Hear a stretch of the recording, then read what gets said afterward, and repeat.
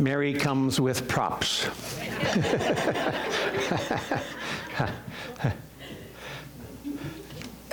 The significance of which we will be discovering shortly.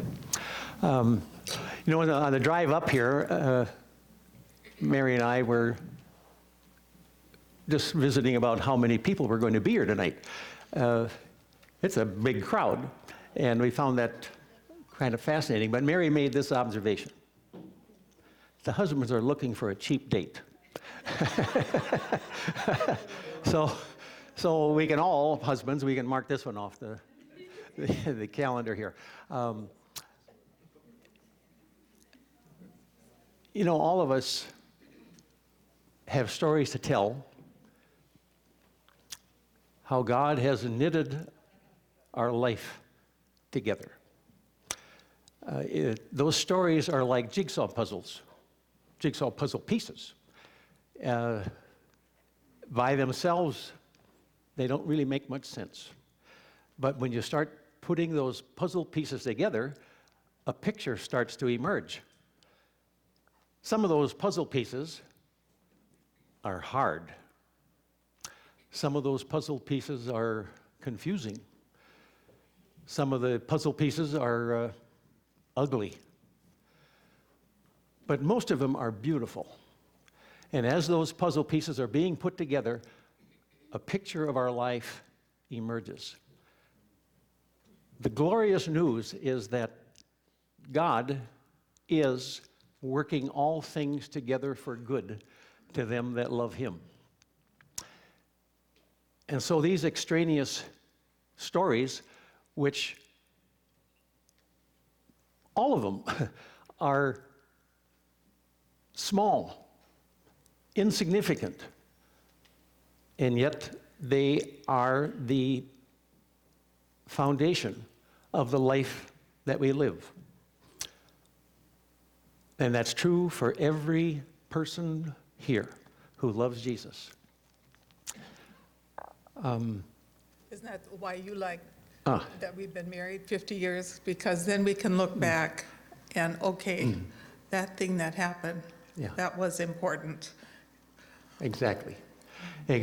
And it's only in the rearview mirror where you see the significance of those small, insignificant stories and see their place. And that's the foundation of what our story tonight is. And it won't be long, but we focusing on how Mary and I, ranch girl from western North Dakota, turkey farmer from Sleepy Eye, how did this ever happen? And it is a series of not only small events, but essential small events to produce us sitting up here tonight. Houston, we have a problem. Thank you. It's better than not having to hold it. Okay, all right, here we go. My story begins at birth. Actually, 9 months before that. No. I grew up on a farm on Sleepy Eye. We had corn and soybeans, cattle and turkeys. And my whole life was revolving, or my whole family revolved around work. Became very, that was a focus of mine and always has been. But alongside of that growing up, I also developed a debilitating shyness. And those of you who may have that in your history, you know what I'm talking about. But my shyness was not with everybody. My shyness was around girls. They scared me to death. And it might be because I had 3 brothers and no sisters, and so I didn't have that interaction with that other thing. And as a consequence, I didn't know how to act around them. And I was, and that never left. I even have vestiges of that today. But God used that foundational characteristic of mine to accomplish mighty things. Well, I grew up, like you said, in western North Dakota, right before the Badlands began, and came from a wonderful Christian family and community. And just to describe my wonderful father, which I'll talk about several times, he was the kind that when he plowed and put the wheat in the spring, he would kneel with the hired man or his sons on the ground and ask God's blessing on it. And then when the combine came and it was at the end of harvest, you knelt and you gave it to the Lord. It was such a happy family that I came from. And of course, ever since I was little, being in a godly family and raised to love God and a community that revered the Lord, and a very small town, 200 people, Taylor, North Dakota. And when I went to town school eventually, I was related to half the kids in high school because all my first cousins on both sides of the family lived on farms there. Well, talk about a happy family. I have to tell a little story about Dad. He would catch animals in the spring when he was plowing, and you never knew what he was going to bring home. He brought us a baby antelope, and so we fed it on a bottle. Every spring, he caught jackrabbits, and he would put them in his toolbox, and they were a little like that by the time they got home. But we fed them on bottles. One year we had a raccoon. You see what a happy family I came from. 3 sisters and 2 brothers. My father loved the Lord. My mom read everything in Christian books, and she read stuff written by A.B. Simpson. And if you don't know that, he's the founder of the Christian Missionary Alliance. But she was Lutheran, but she was out there growing in the Lord, and that's my happy family. Well, then came puberty. And God gave me a challenge, and that was a thing called deep-seated acne. And we're not talking little pimples. We're talking big boils on my face. My grandpa sat across from me and said, "Oh, Mary, we should just call you Bubbles." So my self-concept started to go downhill, and praying to the Lord, I cannot tell you the prayers, God, take this away from me. Well, my good old father said, we're going to find the best. We're going to take you to Bismarck, to the dermatologist there, the specialist. Now, this is over 50 years ago. He proceeded to scar me up, lancing these huge deep-seated acne that would grow out here. I mean, that was hard to look at. And then he said, I think, Mary, you need to steam your face 3 times a day. So what it meant, I had to take this little cooker to high school and at lunchtime, steam my face. Now, you know what I look like at 1 o'clock. This red, what do you call that monkey that is red? Oh, yeah, yeah. This did not help my desire to attract boys or even compete. I hated high school. But God, you know what he used with that? I started to study. I took every class that I could. And at the end, at 15, I was a senior in high school, graduated, and went to college at 16. But God protected me through that. Well, I want to go back to another story about high school, showing the self-concept. When I would go to events, I would have mothers take me aside, like in the kitchen, like right now, and say, you know, Mary, I know you have trouble with your acne. You really shouldn't eat chocolate. Or another time, someone taking one and say, you know, your face is so greasy, you should wash with this soap. I started to get gun shy about the community, I'll tell you that. And it became such a, now I'm a believer. Since I was a second grader, I was going to follow the Lord all my life. The prayers, the crying out to God, please heal my face. So it came to senior pictures. Do you know, the photographer erased everything. And you know what people said? Oh, it's so pretty. Oh, it's so beautiful. Do you know what that did to me? What am I on the other way? So this self-concept became, but God used that to grow me, protect me. I want to jump to what happened at Bethel Seminary. I graduated and went on for my master's, just showing how bad it was. One of my favorite professors said, Mary, see me after class. Went to his office. He wants to see me. I'm such a good student. And he said, Mary, you know, our daughter was bit by a dog in her face, and we've taken her to a plastic surgeon, and I'd like to recommend this person to you. So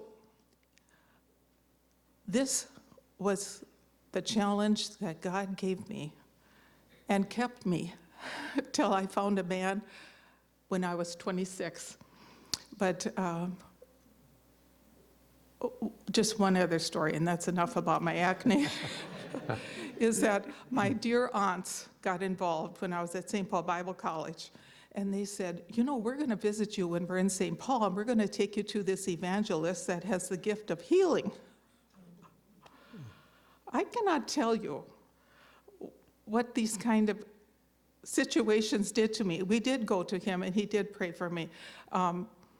It did not go away, but just showing how people kindly tried to help others, and they were very devout old aunties that did that.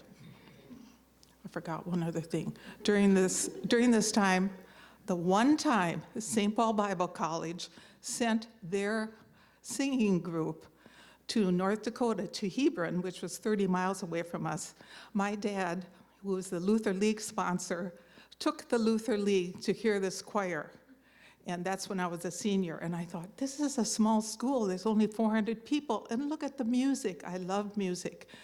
And that's how I ended up at St. Paul Bible College and met a lady that was in the choir with me named Grace. And that's very important to the story. Okay. As I was saying, some pieces of our puzzle are hard.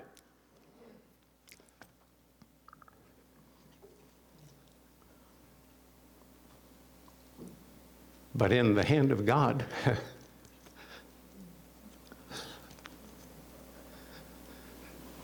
they're indispensable.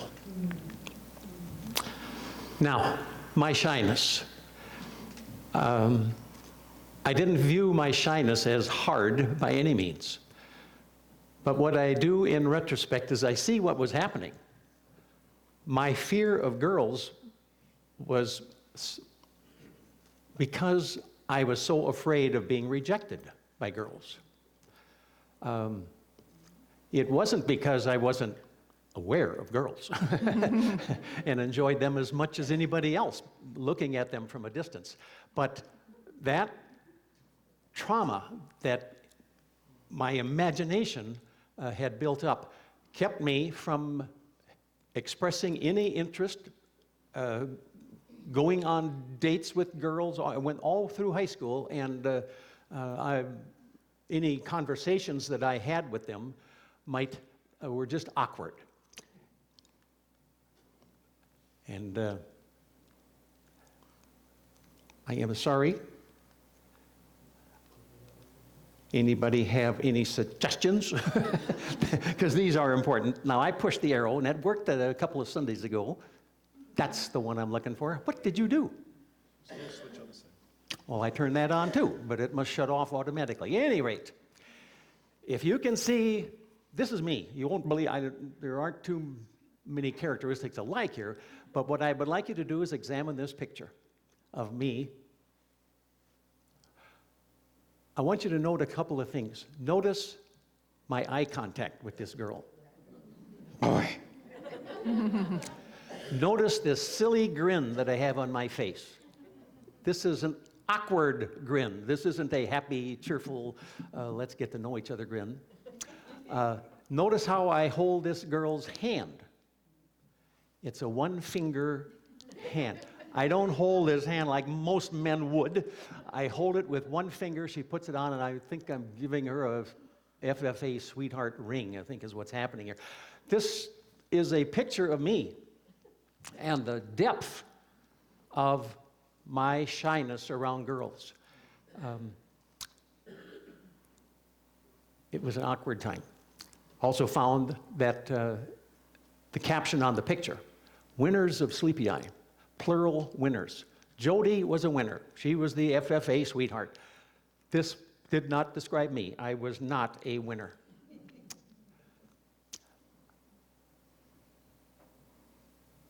And I intended to be a bachelor. From the earliest memories, that was my intention. And it didn't scare me. I was not a lonely man. I was not unfulfilled. I filled my life up with work. And in a turkey farm, cattle farm, walking soybean days, all those things. Work was plentiful, and I thrived on it. And so that normal unction for a man to find a woman didn't rear its head in me. I was aware of that, but I was able to, and did, squelch that natural urge by the fear of being rejected by a girl. Until. I should back that up. One other little story I got to have, which is very important, is that when I was 13 years old, my Sunday school teacher gave me an airplane ride. And we went from Sleepy Eye down to Mankato. It was in the winter. I still remember a manure spreader out there spreading manure across the white snow.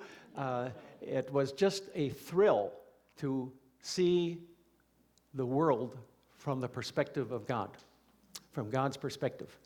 And I felt closer to Him than I'd ever had in my life. It was an important time in my life to take this first airplane ride. And I knew from that day on, someday I would fly. Where are we? Okay. So you were invited. Oh. So there was a prayer group in Sleepy Eye. Yeah. Let me pick up from that point, because this is also important. Okay.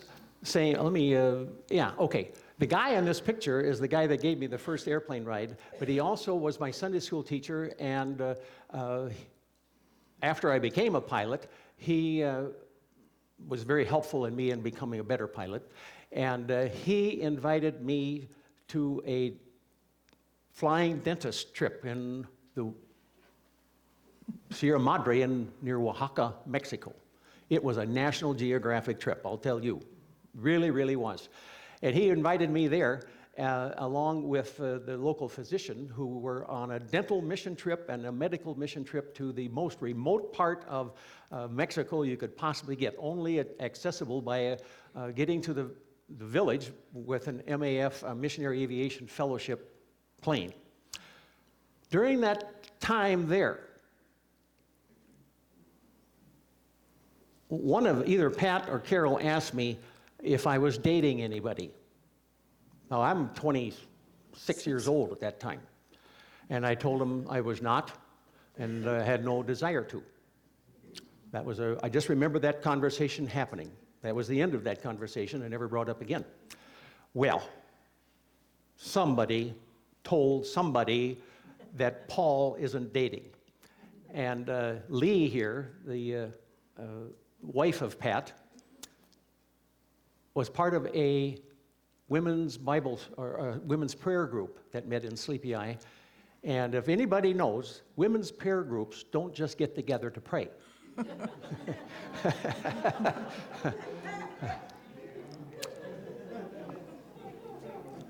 And Lee raised the need. Paul needs a wife. And that began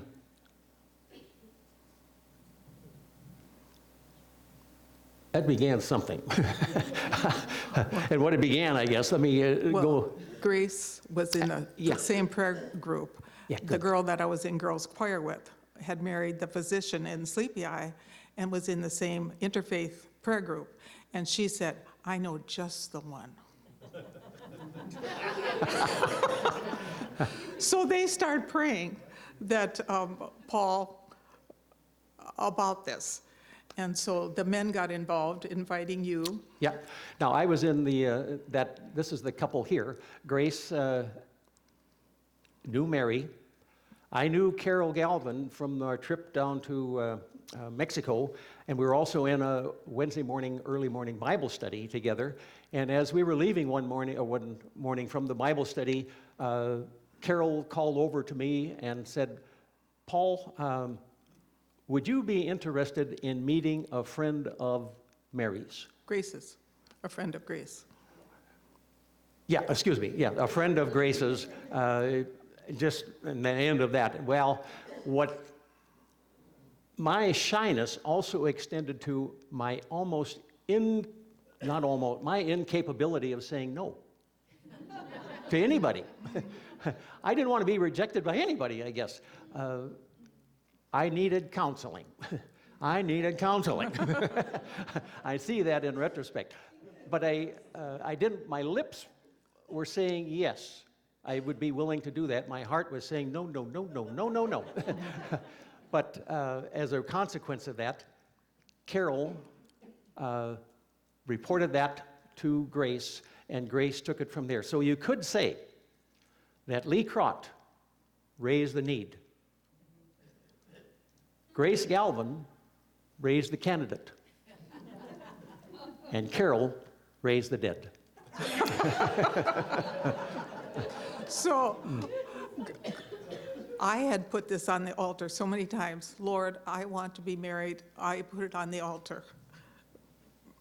Because I just was not attracting men, even though I was at Bethel Seminary and there was only 6 women there at the time and over 200 men. So I was meeting men, but so I forgot to say what happened at St. Paul Bible College. I was in the choir and I became the soloist for the girls' choir, and after that I became the wedding singer. I sang for so many weddings after everybody graduated, and I was getting sick of that and just praying to the Lord, and he gave me this verse that really stuck out from Psalm 127, unless the Lord builds a house, you labor in vain.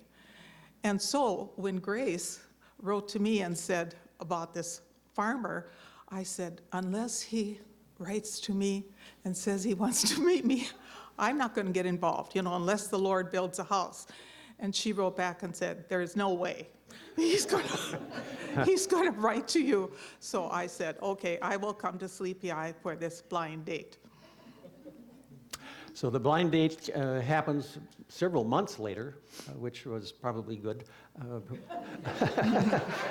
And I truly did not want to go to this blind date. I knew that this was a dangerous moment because dating can go airborne, and I was not ready to go airborne.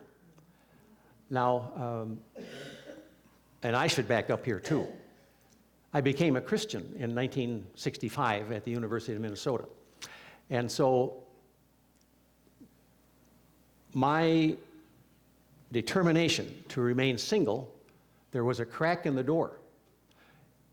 I was determined to remain single except if I found someone who loved Jesus more than I did.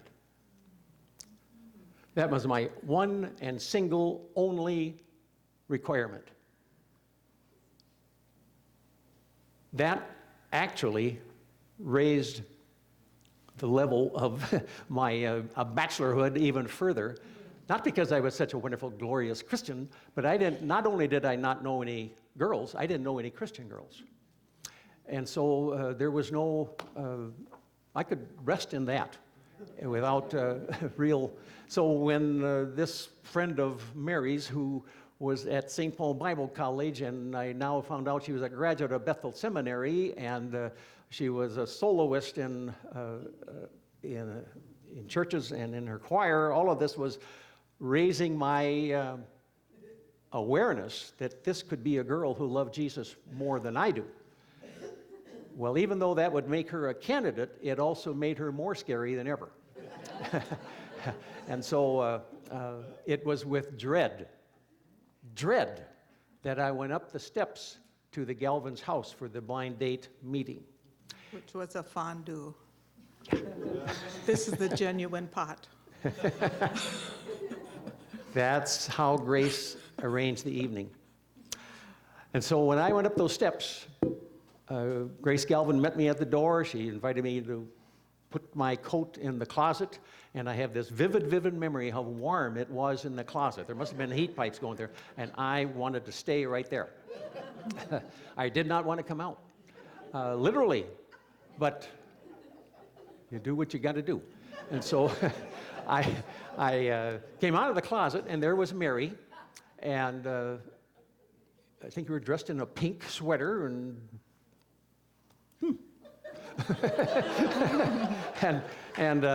so I said something clever like, "Hi, my name's Paul." And Mary stuck out her hand out and said, "Hi, I'm Mary." That was our first words to one another. And this is what I meant.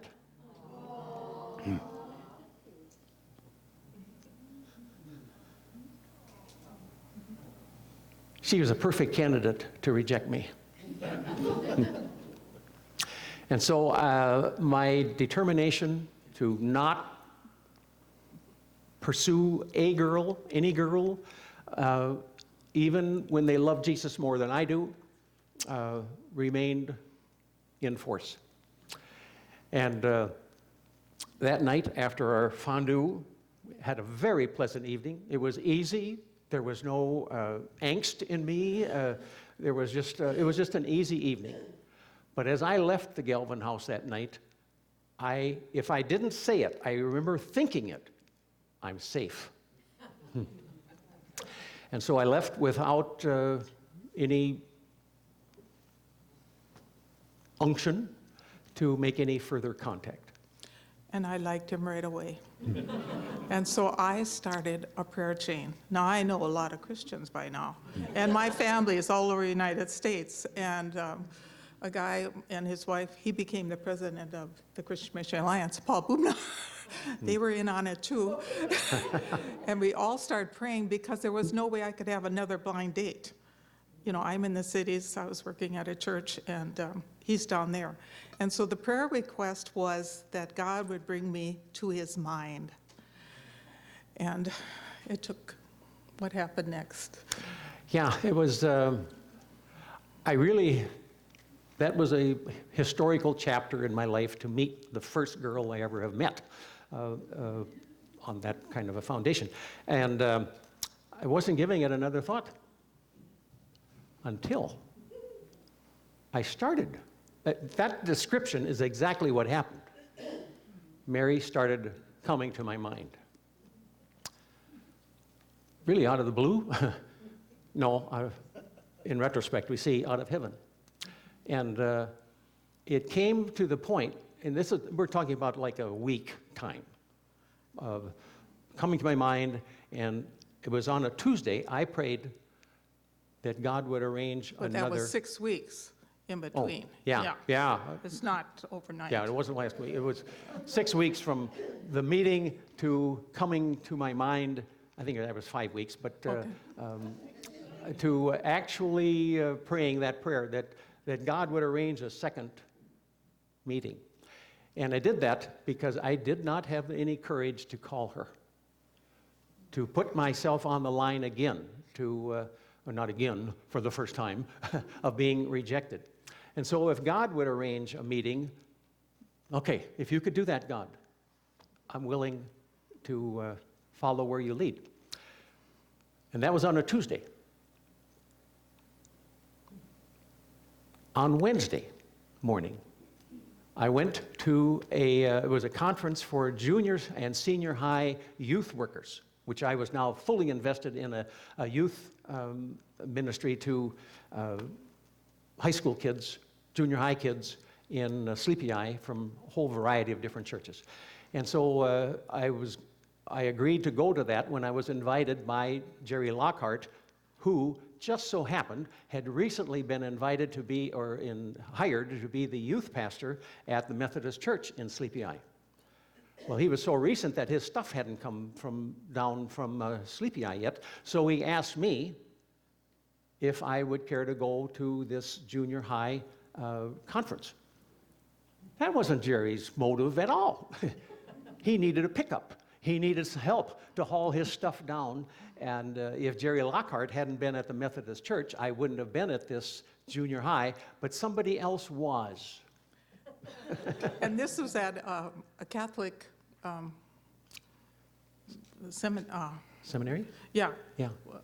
So at Bethel Seminary, I knew this Rich Brown, and he called me up and said, did you know about this conference for junior high and senior high leaders? Why don't we go together, not a date, he just said we should go together and take the training. So we went there and we're sitting there, and I had told him all about this farmer at Sleepy Eye. And so it was break time, and we stood up, and I said, and there he is! he was 2 rows behind us, was sitting with Jerry Lockhart. And Rich said, well, let's all meet. And then Rich said, why don't we all have lunch together? So Critical. yes, so we had lunch together, and then we had to go different directions because we had signed up for different seminars, and I was not going to let Paul get away this time. So I made a point to find him in the lobby afterwards, and yeah, and I should point out too that when I came into this auditorium, I didn't look around and say, where do I should sit? I just saw some empty seats, and I went to them and sat. I had no idea Mary was sitting 5 feet away from me. Did not until we stood up. some time, into the program. And so there, Mary is standing up, and there he is, and I'm seeing, wow, this is, and I have no recollection of my prayer just the very previous day, but it was, Rich Brown was critical because he understood the need of the moment, and he just, let's all just go to the meal and put us all together again. I don't know what I would have done if I would have, I don't think I would have said, let's just go to the meal. But Rich was needed to usher this into the next phase. And so we went to the meal, came back, everything was easy. It was a pleasant time. Mary went back to her seats, I went back to mine. And at the end of the conference, filing out, Mary's roll went faster than mine, and so I got out slower. Now what do? Mary disappeared. Well, guess where Mary was standing? At the entrance. Just ironically, she was still in the building. And so I went up to tell her, well, it was good seeing you again, but with no power within me to go the next step. But then Mary said something critical to the advancement of the cause. Why don't you fly up and see me sometime? That was Mary's impression of Mae West, if you know that story. And so I agreed to do that. And agreed, it sounds like I assented to do that. It was more than that. It was, I'd be happy. But I needed that kind of encouragement to not even have a flicker of rejection, but rather an invitation. And so I went home, and this natural shyness has gone now into, what do they call it in medical? It's terminal, I guess, maybe. But it was 2 weeks later, I worked up the courage to call Mary and to see if she would be available on a Sunday. And I should point out, too, where did I call Mary? You see, part of my shyness was also a very, very private nature. And I didn't want anybody to know that I was going to go see a girl. I didn't want my parents to know that. And so I went out to the airport and used the phone that's through a little bitty cubby hole in the city hangar and called Mary from there so nobody would know. Nobody would see the telephone record of a call to Minneapolis.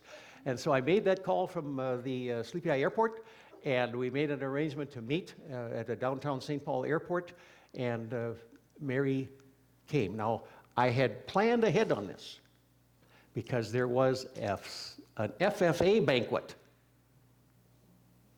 going on at, the first week of May, and there was a talent show that very night. And so I thought, well, that would be a good place to take a date. And so Mary and I went to the talent show of the FFA convention in St. Paul campus of this University of Minnesota. Well, who do you think is at a FFA convention? The Sleepy Eye FFA chapter. And their advisor. And so this was awkward. And there I'm sitting with a girl, and nobody's supposed to know about this, but I greeted Larry Baumgart. Maybe some of you know Larry. He's big in the hog business, or was. And he just hi and goodbye. And so we had a pleasant evening. We went to Bridgman's, I believe it was, restaurant, and then it was time to go home. I jumped in an airplane and flew home. What I didn't know is that Pat Crott, if you remember, he was going on some flying trip, and he saw that my plane was gone. So everybody knows.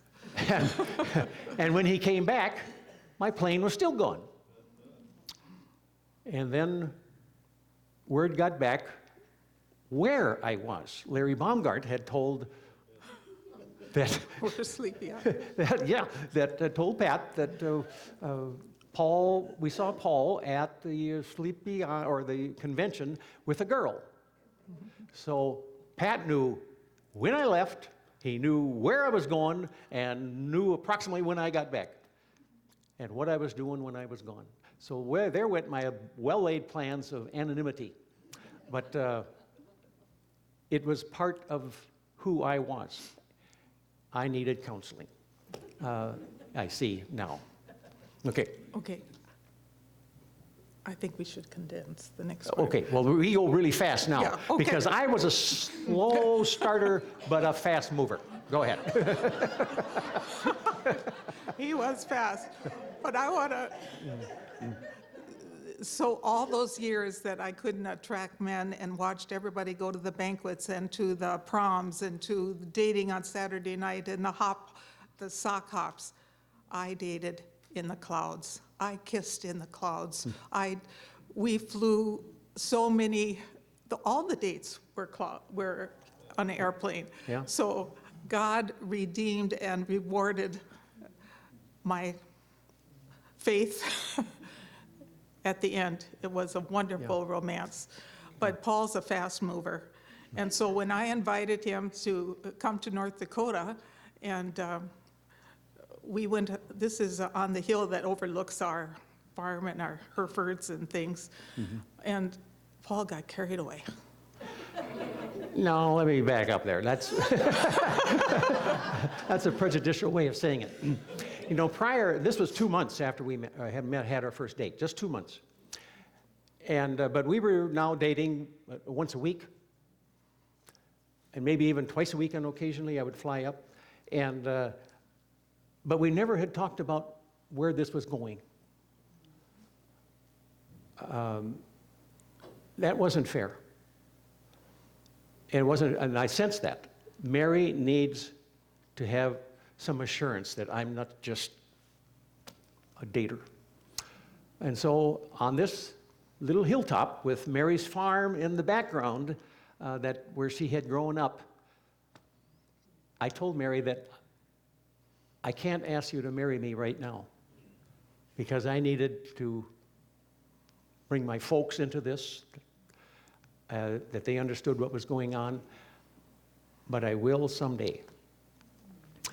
And someday didn't take too long. After this hilltop experience, which was kind of like an accidental proposal, it was the only proposal there ever was. That we could even remember. Yes. We advanced the ball quickly, and that was my airplane. Critical piece, because I would never have driven to the Twin Cities, to that scary, scary place with all that traffic, not knowing how to get around long before GPSs were ever even thought of. And so the airplane was a critical part of me pursuing Mary, because she was now not in a foreign country, she was in an accessible one. So we met in March, and in July, you went to North Dakota, and then I met your parents, and then we still weren't engaged, but my mother came up to the Twin Cities, and she didn't come that often, and so we talked, he's going to ask me, and so we decided to go wedding dress shopping. And guess what? He bought my dress before we were even engaged.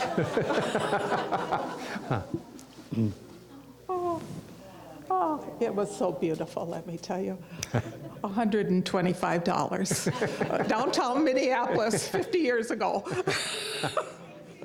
But they were like, Paul, and you did eventually give me a ring. Yep. So we were married November 30th, 1974, and that was the beginning of my life. I don't have much to talk about. But I have to tell him one thing. When we were engaged, he had only flown as far as Iowa. And one day he said, it would be so fun if we could fly to the Bahamas, because Dr. Crott had gone to the Bahamas. Now, I believe him. And so, yeah, I think we should go to the Bahamas. We went, tell what type of airplane Paul had. Yeah. Across the ocean. It was a 1961 Cessna 172. I know exactly what Christopher Columbus felt like. In West Palm Beach, they give you life rafts and life jackets, and you have to sign at that time to go across the ocean. I am totally trusting. So we go, you can't see the land, you can't see what's ahead. We have no GPS. Mm-mm. And we flew not to the main island, we flew to a remote island that just had a little airstrip. We found the island. Yeah. Yeah. It was ridiculous. We would never tell anybody to do that now. No. It's a good honeymoon. So that was quite the adventure, and quite a memory, and important in our history. So I just want to, we've got one more slide here that I want to show you, because we're talking about little things critical to producing the big thing. Every one of us has those small dots that have been connected to get to where you are today. God is preparing us for His purpose, and His purpose is what we have become, to be able to worship Him, to serve Him, to love Him. And the little dots that you and I and Mary have enjoyed produces big things.